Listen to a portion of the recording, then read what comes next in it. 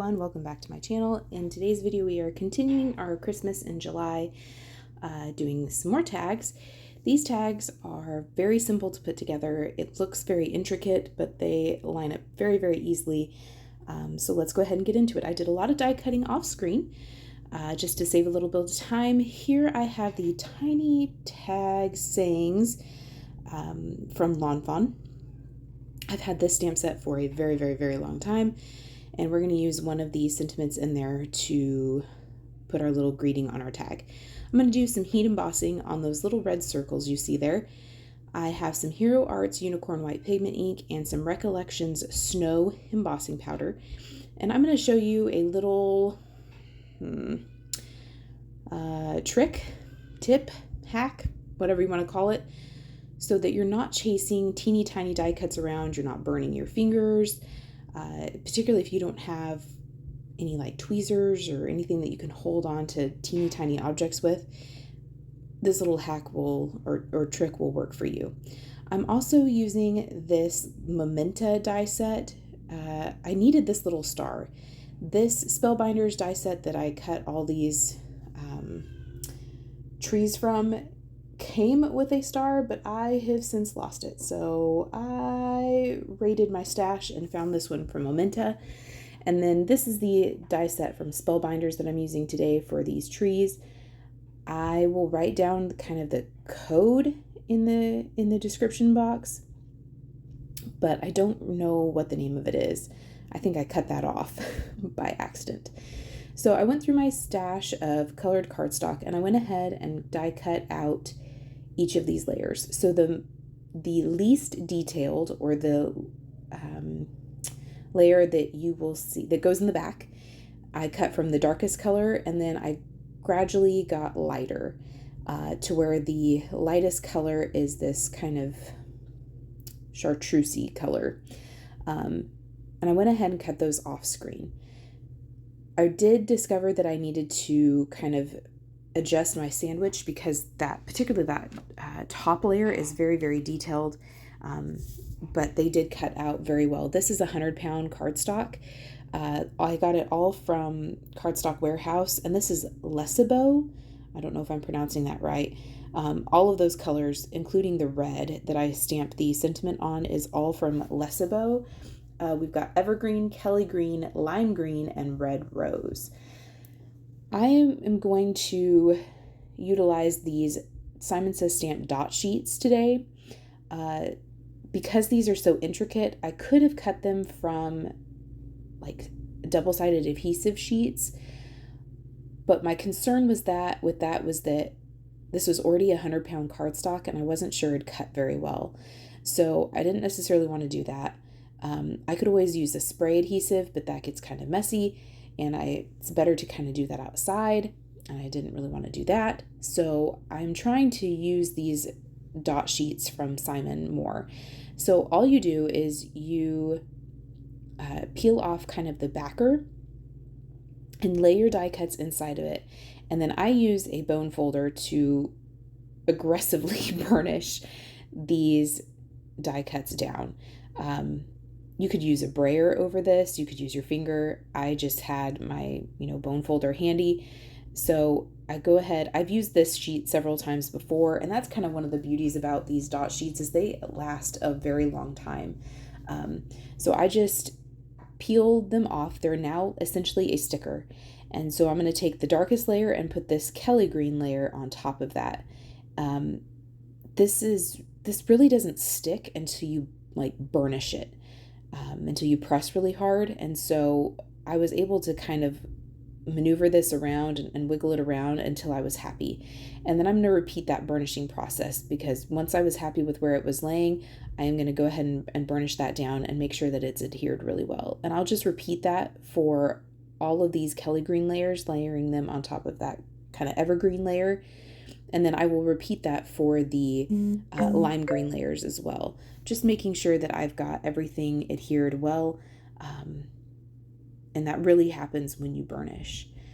If you were using maybe a lighter weight cardstock, you probably wouldn't have to, you could probably get away with using like an adhesive sheet. I have the ones from Altenew and I really like those, and those do die cut very well.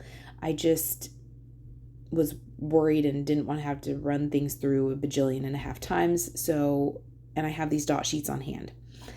So I went ahead and did all of my adhering together and do all of my burnishing. One of the things I found is that I had a little bit of that errant dot runner, and so I'm just tapping my anti-static powder tool on my fingertips, just very little, very, very, very little. A very light dusting on my fingertips and then rubbing that over this cardstock. I could have used like an adhesive eraser, but I find that my adhesive eraser gets really gunky really fast, and I didn't want to run the risk of tearing this cardstock. And with the amount of anti-static powder tool I was using, it didn't change the color of the cardstock, but it did get rid of that sticky kind of residue that was there. So I went ahead, and this is just a 1-inch circle punch from Fiskars that I cut this Lessebo red rose cardstock from. Just a very inexpensive little punch. I got it from Hobby Lobby when Fiskars stuff goes on sale. And I'm going to show you this little trick I have. So I should have stamped all of these greetings first and then went and punched them out. But I wasn't thinking that far ahead. And so I have discovered that I end up chasing these little die cuts around, and it makes me hate die cutting and heat embossing because I burn the fire out of my fingers. I smudge the embossing powder before I've actually heat set it. And so what I have done is I have went ahead and placed my greeting into my little mini Misty here. I'm always placing it in that bottom right corner. And then I'm going to stamp this with some Hero Arts Unicorn White Pigment ink using the Recollections Snow embossing powder. And I'm going to stamp these twice. And then I'm going to dip them into just a pile of embossing powder. But the trick comes in with that piece of purple tape that you see there. This is Altenew purple satin masking tape, I think is what it's called. It's from Altenew. And I have it to where it's like hooked onto the table with the sticky side facing up. So I'm going to, here I'm just dumping out a pile of that embossing powder. I've stamped my greeting twice with that unicorn white pigment ink, and I'm just going to dip it, into this embossing powder here. And then I'm going to just stick it onto this piece of tape here.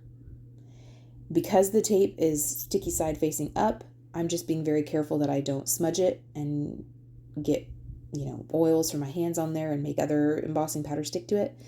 And then when I am ready to heat set and I've had everything stamped out, I'm going to be able to just run my heat gun over this tape with these greetings there and not have to chase around these 1-inch circles all over my desk. So as you see, I'm heat setting these and I'm not chasing around these little circles everywhere. They're staying in one place. I'm not burning my fingers. I didn't have to have a special tool to hold them in place, just some tape. And I'm using purple satin tape from Altenew, but you could use Scotch tape, painter's tape, whatever you've got. And here I'm just double checking that everything was heat set properly. One of the things that I did notice, if you've watched any of my videos before, you know that I have found that if I heat set from the back, I actually have much better results. And here I heat set from the front, and it was a little bumpy, for lack of better words. But as you can tell, like, it comes off this paper, off of this tape very easily, and I can actually keep that tape and use it for die cuts or whatever else I need. So now what we're going to do is go ahead and glue these in place. So I wanted them to be kind of centered on these little die cut trees here, and I'm just going to use some liquid glue to do that. So I put a little dot of glue kind of in that middle section there, and then I'm going to flip this over and put more liquid glue right on this kind of dark green center right there, and apply just a blank 1-inch circle to the back. And then I'm going to use my magnets to hold this in place while it dries. This just helped kind of finish off the back, make it look a little more complete and polished. And the liquid glue gives me some time to scoot things around to make sure they're exactly where I want them. For those little stars that I cut from that Momenta die set, this is Paper Studio cardstock, by the way. I don't have a color, but you could use glitter cardstock or gold foil, whatever you want. I just put a little string of glue, a little dot of glue, kind of at the top, and then I found that it was easiest to just apply glue to the back of this die set and then bring the whole tree to that little piece instead of trying to pick up that little piece and get it to line up right. I had to bring this really close to my face because, you know, I'm partly blind.